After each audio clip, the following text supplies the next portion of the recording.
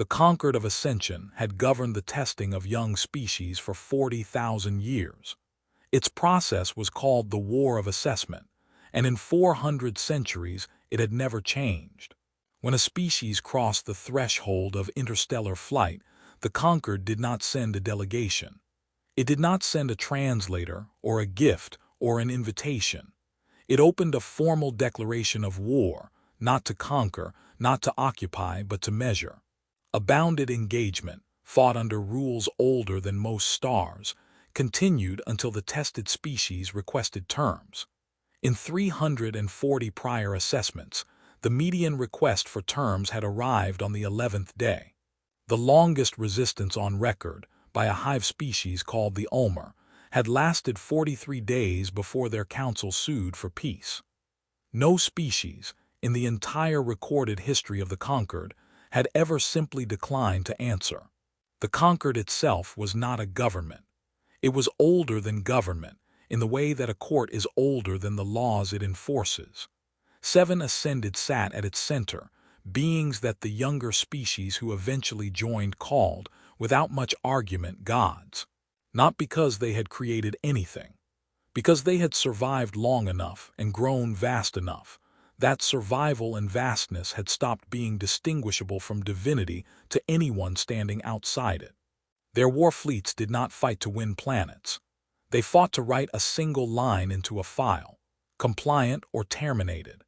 In 340 tests, 338 species were now compliant, filed neatly into the lower tiers of conquered civilization, paying tribute in labor and resources for the privilege of not being erased.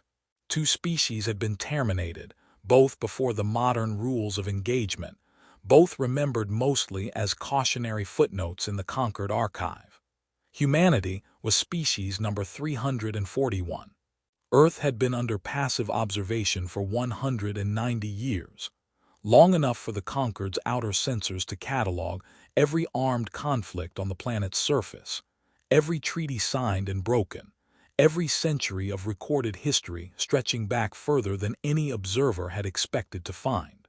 The observation file on Earth was, by a significant margin, the longest continuous surveillance record the Concord had ever compiled on a precontact species. Nobody on the Concord side had read all of it. Reading all of it was not, at the time, considered necessary. The declaration was authorized in the standard way by vote among the 7, with the usual administrative silence that followed a formality nobody expected to matter. It was scheduled to open with an orbital strike against 3 uninhabited moons in Earth's system, the traditional first move. Enough force to be undeniable, not enough to be cruel. A war, by Concord definition, was not supposed to be cruel. It was supposed to be a question, asked at scale and answered. The god assigned to ask it was named Vareth. Alina Voss was 52 years old, born in a city that had been rebuilt 3 times in the preceding 200 years. Each time after it had been the site of an armed conflict that predated her birth by decades. She held the rank of Supreme Commander of Earth's Combined Defense Coordination, a title that existed because someone, eventually, had to. The file that reached the Concord's assessment office carried her service record, and the officer responsible for cataloging it, a mid-tier archivist named Coral, who had processed the intake files of 41 prior species, read it twice. The first read produced a number that did not match anything in his prior experience. Engagements personally overseen, 304. Verified casualties prevented through negotiated withdrawal rather than continued conflict, an estimated 1.1 million. Wars formally ended under her direct command, 6. Wars she had inherited already in progress and brought to conclusion, 4 more. Coral assumed clerical error and ran the verification a second time. The number came back the same. What the file did not say, because the file was administrative, and administrative files record outcomes rather than character, was that Alina Voss did not raise her voice in briefings.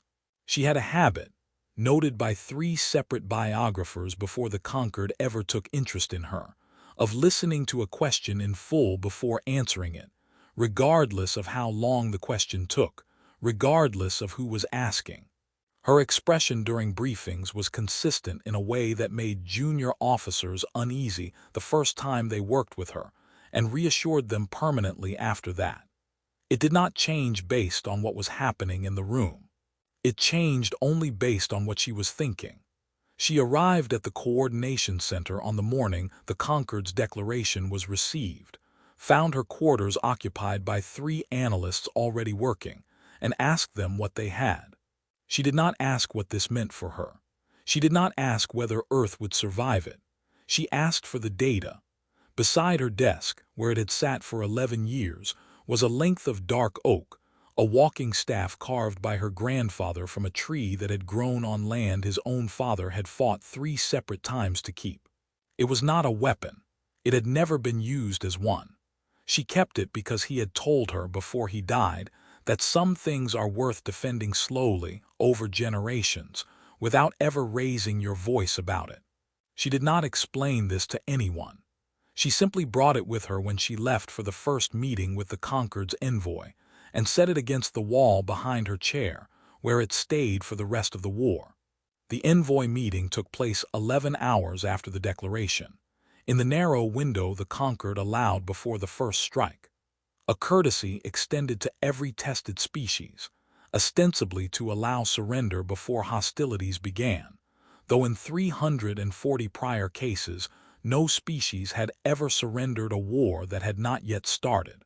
Vareth arrived through a projection anchored above Geneva, a shape the human mind resolved as roughly humanoid, because the human mind resolved most large, purposeful things as roughly humanoid, when given no better information. He was the god the Concord assigned to first contact more often than any of the other 6, not because he was the wisest of them, but because he was, by the private consensus of the 7, the best at making a species understand quickly that resistance was a formality already concluded. He introduced the terms of engagement the way certain gods introduced terms of engagement to species they had already decided the outcome for, with the unhurried cadence of someone reciting something he had recited 340 times before, and expected to recite a 341st. He was not cruel. This was, in its way, the more unsettling fact about him. Cruelty would have required him to consider humanity a threat worth resenting. He did not.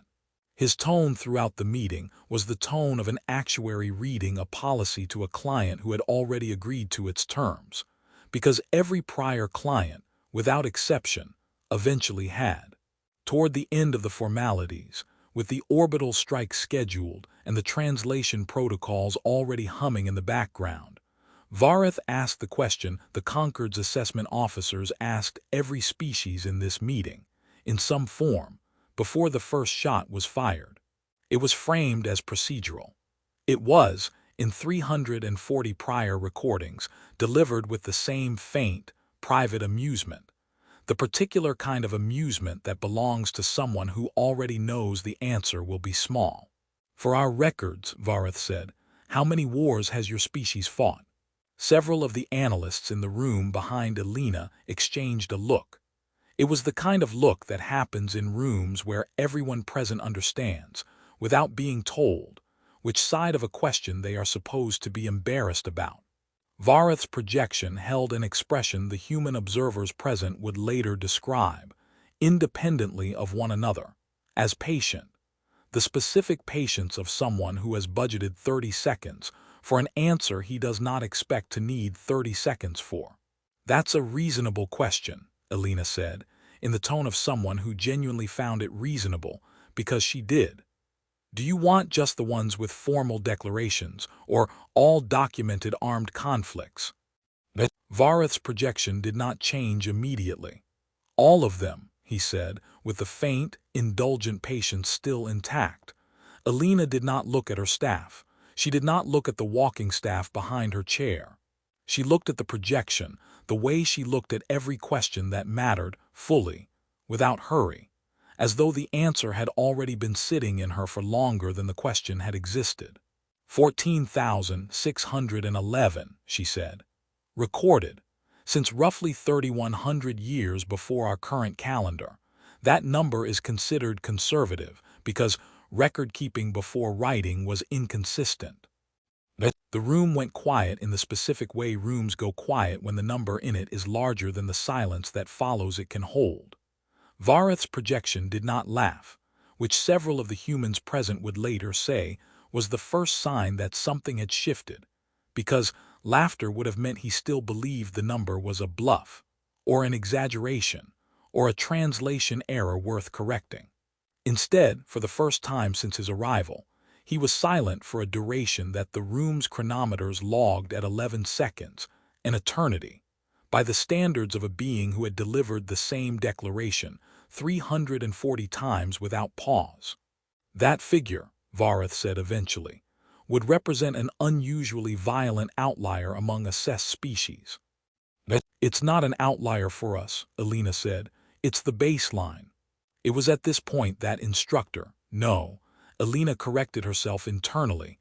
There was no instructor here, only the woman she had asked to attend as archival counsel.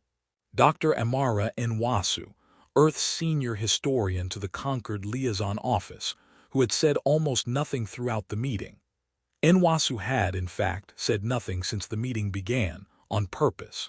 She had pulled the full historical record 9 days earlier, the moment the Concord's observation drones were first detected in the outer system, because she had spent 30 years suspecting that if this day ever came, the number itself would not be the part that mattered. The evidence would be. She opened the display without being asked. The footage that followed was not dramatic in the way that Concord training simulations were dramatic, built from clean tactical graphics and projected casualty curves. It was documentary, grainy black and white newsreels of trenches stretching farther than the frame could hold. Sonar plots of naval engagements fought across 4 oceans simultaneously. Radio intercepts, translated in real time, of 2 human nations negotiating the terms of a ceasefire that both sides knew would not hold past the season. Aerial photography of a single city that had been leveled and rebuilt 7 times across recorded history, each rebuilding faster than the last. This is the 20th century, Nwasu said, her tone level administrative, offering no editorial. 2 conflicts global in scale 61 years apart. Combined confirmed dead, approximately 85 million. Combined duration, 11 years.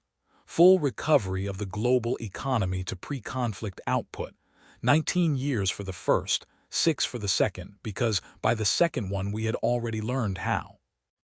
The next set of footage showed something the Concord archive had no equivalent category for. A period the historical record labeled the Cold War, 44 years in which 2 of Earth's most powerful nations maintained the capacity to end all human life on the planet several times over, and did not use it, choosing instead thousands of smaller conflicts fought by proxy across dozens of other nations, for 4.5 decades, without either side ever formally declaring war on the other. We call that restraint, Nwasu said, by our own historical standard. By the 4th set of footage, Vareth was no longer offering the faint, indulgent patience he had arrived with. The room's observers described his expression, later, using the only vocabulary available to them for a being whose face was a projection, and not a face at all. The posture of someone doing a calculation that was going to take considerably longer than the meeting allotted for it. The 5th set of footage was the shortest, and the one Nwasu had selected last on purpose. It showed nothing but a single wall in a single city, inscribed with names. 142 years of continuous documented resistance movements, insurgencies, and civil conflicts, catalogued not by any government but by volunteer historians who had spent their lives making certain none of it was forgotten. Nwasu let it sit on the display for 6 full seconds before speaking. "We fight each other constantly," she said. "We have fought each other in every century for which we have written records without exception. We have also, in that same span, ended more of our own wars through negotiated settlement than any other outcome. because at some point in most of those 14,611 conflicts, someone on at least one side calculated that continuing to fight cost more than it returned, and stopped. Vareth's projection was quiet again. The 11-second silence from earlier had, by the room's second count, stretched to 19. "Your species has fought this many wars," he said, "and you are proposing that this qualifies you for a shorter one against us." "I'm not proposing anything," Elena said. "You asked how many wars we've fought. I answered. What you do with the number is a decision for your side, not mine." Nwasu advanced the display one final time to a chart the Concord's own 340 prior assessment files had never generated for any species before, because no prior species had produced 14,000 data points to build one from. Median duration of a human war, plotted against outcome. Wars ended by negotiated settlement clustered heavily in one range. Wars ended by total military exhaustion of one side clustered in another, considerably longer range. There was no cluster anywhere on the chart for wars ended in under 11 days. "Your assessment window is 11 days, Elena said. "Median, across 340 species. I'd ask you to consider what our chart tells you about how we behave once a conflict passes that mark, because based on our own history, 11 days isn't when we start looking for terms. It's when we start settling in." Vareth's projection remained above Geneva for a long moment after Nwasu closed the display. When he spoke again, his tone had lost the actuarial patience it opened with, though it had not been replaced by anger. It had been replaced by something closer to recalculation. A being adjusting a model that had held for 40,000 years and had just, for the first time, failed to predict its own next input. "The strike order," he said, "was scheduled for 0600 your time." "I know," Elena said. "I will need to return this file to the Concord for review before that order proceeds." "I understand." He paused at the edge of the projection, the closest a being made of light and distance could come to stopping at a door. 14,611, he said, mostly to himself. The way someone repeats a number to see if saying it aloud makes it settle any differently than reading it did. "And you are proposing that this makes you dangerous." "I'm not proposing anything," Elena said again. "I'm telling you what the number is. What it makes us is a separate question, and I'd rather you answer that one yourselves, with better information than you started this meeting with." He did not answer that. He simply closed the projection without ceremony, without the closing formalities that had opened 340 prior assessments, and ended, in every one of them, with the tested species requesting terms. The room stayed quiet for a while after he was gone, the specific quiet of people who had just watched something end without being entirely sure, yet, what it had ended into. Elena picked up the walking staff from behind her chair. She did not say anything to the room about what had just happened, because there was nothing about it that required a speech, and she had never been someone who gave one when the work in front of her hadn't changed. There was still a coordination center to run, still 304 prior conflicts worth of lessons to apply to whatever came next, still a planet that had, as of that morning, become the 341st case file in an archive it had never asked to be part of.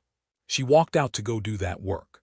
Dr. Nwasu remained behind for a few minutes, closing the historical display, filing the meeting's transcript into the permanent archive alongside the other war records she had spent 30 years cataloging.